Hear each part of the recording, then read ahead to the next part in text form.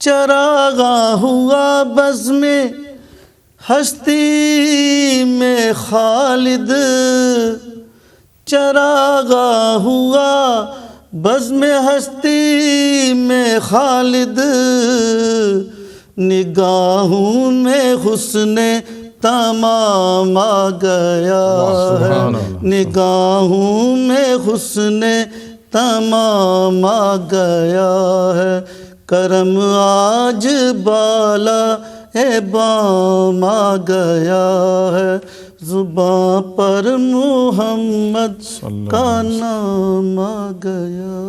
واہ ماشاءاللہ، خوبصورت انداز میں محمد علی صاحب نے تاجدار کائنات صلی اللہ تعالیٰ علیہ وآلہ وسلم کی بارگاہ میں ہدیہ عقیدت پیش کیا، نذرانہ عقیدت پیش کیا۔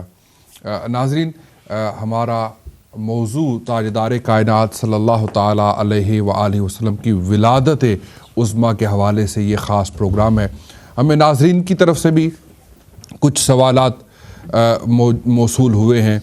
جب یہ موسم آتا ہے، جگہ جگہ پر حضور کی محفلیں سجتی ہیں، گھر گھر میں سرکار کا چرچا ہوتا ہے، ختم شریف کی محفل کی جاتی ہے، محفل نعت کی جاتی ہے، ذکر و اذکار ہوتا ہے، اللہ کی راہ میں صدقات و خیرات کیے جاتے ہیں، لیکن اس کے ساتھ ہی ایک لابی ہے جو طرح طرح کے جو ہے وہ لوگوں کے ذہن میں پراپوگنڈا کر کے ان کو کنفیوز بھی کرنے کی کوشش کرتی ہے۔ ہم نے یہ چاہا کہ ہم عوام کے پاس جائیں اور جو لوگ رہنمائی حاصل کرنا چاہتے ہیں ان کے سوالات کیا ہیں، کیا سوالات وہ پوچھنا چاہتے ہیں میلاد شریف کے حوالے سے، تاکہ ان کو اس پلیٹ فارم سے قرآن اور سنہ اور حدیث کی روشنی میں صحیح رہنمائی فراہم کی جا سکے۔ آئیے کچھ سوالات ہیں، ہم وہ لیتے ہیں اور پھر اس کے لیے یہ جو علماء ہیں وہ ہماری اس سلسلے میں رہنمائی کرتے ہیں۔ میں سمجھتا ہوں کہ اسے پوری کمیونٹی کو فائدہ ہوگا، اور یہ وہ سوالات ہیں جو عام طور پہ لوگوں کے ذہن میں اس موقع پہ پیدا ہوتا ہے۔ جی، میرا سوال سر آپ سے یہ ہے کہ میلاد کی شرعی حیثیت کیا ہے اور ہم کو میلاد کیوں منانا چاہیے؟ میلاد کی شرعی حیثیت کیا ہے اور ہم کو میلاد کیوں منانا چاہیے؟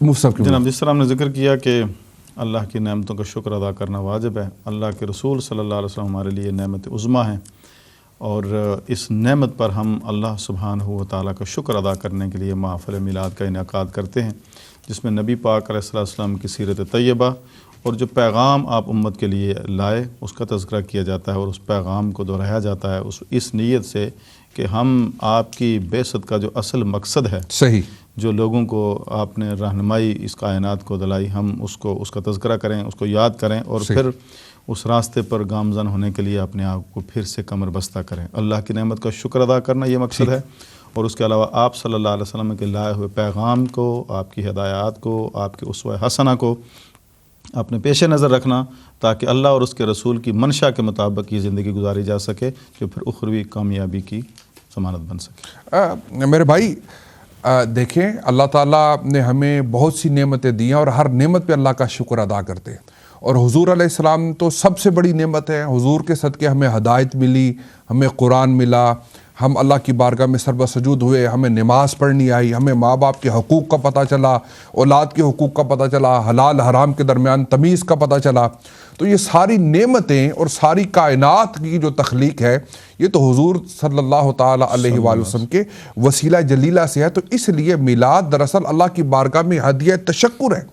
محفلیں منا کے، ذکر کر کے، قرآن شریف پڑھ کے، صدقات و خیرات کر کے، نوافل ادا کر کے، روزہ رکھ کے ہم اللہ کا شکر ادا کرتے ہیں کہ اللہ تیرا شکر ہے کہ ہمیں تو نے اتنے عظیم نعمت عظمیٰ سے نوازا اور ہمیں تاجدار کائنات کی امت میں پیدا فرمایا۔ اور اللہ فرماتا ہے وَاشْكُرُوا لِي وَلَا تَكْفُرُونَ، میرا شکر ادا کرو، ناشکری نہ کرو، شکریہ ادا کرنے والے لوگوں میں سے رہو۔ تو ہم ناشکرے نہیں بننا چاہتے، اللہ کے شکر گزار بندوں میں رہنا چاہتے، اس لیے محفل میلاد منا کے اللہ کا شکر ادا کرتے۔ جی، اور کوئی سوال ہے؟ جی پلیز۔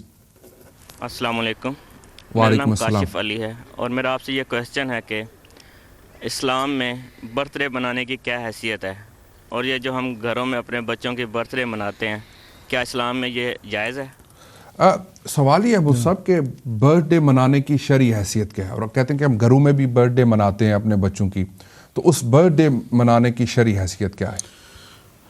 جناب بنیاد تو یہی بنتی ہے کہ اللہ کی نعمتوں کا شکر ادا کرنا. اور پھر میں یہ بھی عرض کروں گا کہ جب ہمارے ہاں جب ہمیں اللہ نعمت عطا فرماتا ہے، بچوں کی صورت میں ہو، زندگی میں کسی اور سہولت کی صورت میں ہو، اچھے گھر کی صورت میں ہو، اچھے جاب کی صورت میں ہو، صحت کی صورت میں ہو، تو ہم اللہ کا شکر ادا کرتے ہیں. صحیح. تو جس طرح ہم اپنے بچوں کی برتھ ڈے مناتے ہیں، ان کا جس دن وہ پیدا ہوئے پھر ان کو خوشیاں مناتے ہیں، اس کا اظہار کرتے ہیں.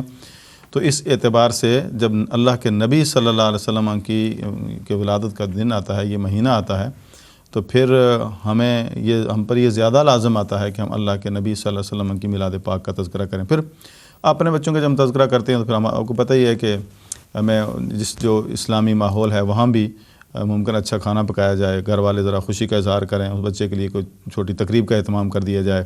اور پھر اسلامی انداز میں خوشی منانے کا طریقہ یہ کہ نوافل پڑھے جائیں، صدقہ و خیرات کیا جائے، اور صحیح انداز میں اس طرح اللہ چاہتا ہے اس طرح شکر ادا کیا جائے. یہ تو ہم اپنے گھروں میں کرتے ہیں. صحیح. اور کوئی بھی خاص دن جو ہے اس کو ہم مناتے ہیں، اس کو یاد رکھتے ہیں. تو نبی پاک علیہ السلام کی تشریف آوری اس کائنات کے لیے، اور جس دن آپ تشریف لائے، وہ تو اللہ کی ساری مخلوق کے لیے خاص ہے. اور اللہ کی مخلوق میں کوئی بھی ایسا نہیں جس نے اس سے فائدہ نہ اٹھایا ہو. مومنین نے تو اس سے کم حق کو فائدہ اٹھایا، اور جو مومنین نہیں ہیں ان کو بھی فائدہ پہنچ رہا ہے، اس لیے کہ رب جو کچھ عنایات اور نعمتیں عطا فرماتا ہے یہ سب صدقہ ہے نبی پاک علیہ السلام. خاص طور پہ وہ پوچھ رہے ہیں کہ ہم جو گھروں میں اپنے بچوں کی محفل بچوں کی برتھ ڈے مناتے ہیں، اہتمام کرتے ہیں، تو اس کے حوالے سے حضور کے میلاد کے ساتھ ساتھ جو ہم اپنے گھروں میں اپنے بچوں کی جو محفل مناتے ہیں، جو اپنے بچوں کی برتھ ڈے سیلیبریٹ کرتے ہیں، اس میں حرج نہیں ہے ایز لانگ ایز اس میں کوئی غیر شرعی حرکت نہ ہو. یعنی یہ ہے کہ آپ مناتے کس طرح ہیں. یہ تو کوشچن اپنے آپ سے بھی میں نے عرض کیا نا کہ اسلامی انداز تو یہی ہوگا کہ اللہ کی بارگاہ میں شکر ادا کیا جائے، نوافل شکرانہ ادا کیے جائیں. پیرنٹس ادا کہ بچہ اگر بالغ ہے، جوان ہے، سمجھتا ہے نماز کے احکام کو، یعنی اس ایج کو پہنچ چکا ہے، تو وہ بھی نوافل شکرانہ ادا کرے. تو یہ تو ہے ہوا اپنے گھر میں. اور کوئی کہیں بھی ہو، شکر کا مطلب یہ نہیں کہ آپ شکر ایسے انداز میں منائیں جو آپ کو پسند نہیں ہے. بالکل صحیح. محفل میلاد ہو یا اپنے بچوں کی ولادت کا وہ تقریب کرنا ہو، انداز وہی رہنا چاہیے جس کی اجازت اللہ اور اس کے رسول صلی اللہ علیہ وسلم نے دی ہے. علامہ ربانی صاحب جملہ اگر آپ اس میں ایڈ کرنا چاہیں تو.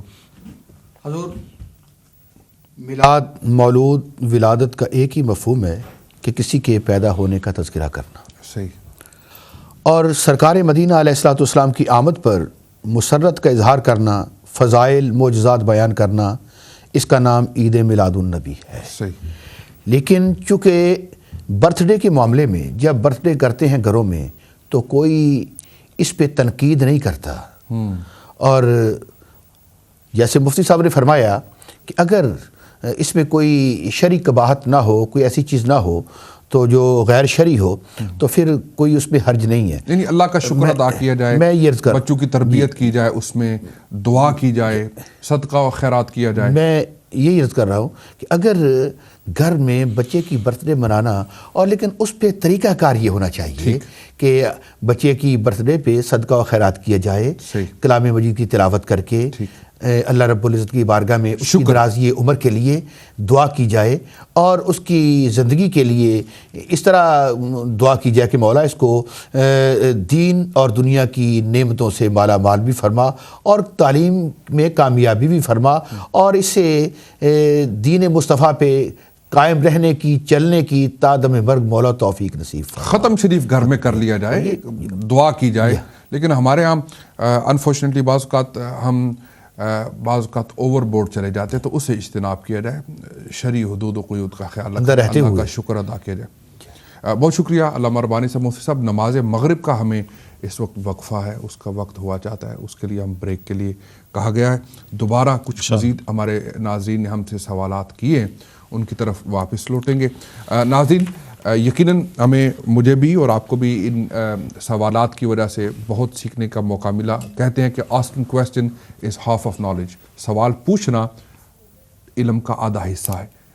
ایک وقفہ نماز مغرب کا، اس کے بعد دوبارہ انشاءاللہ تعالی مزید سوالات کے ساتھ آپ کی خدمت میں حاضر ہوں. سچی بات سکھاتے یہ ہے، سچی بات سکھاتے یہ ہے، سچی بات سکھاتے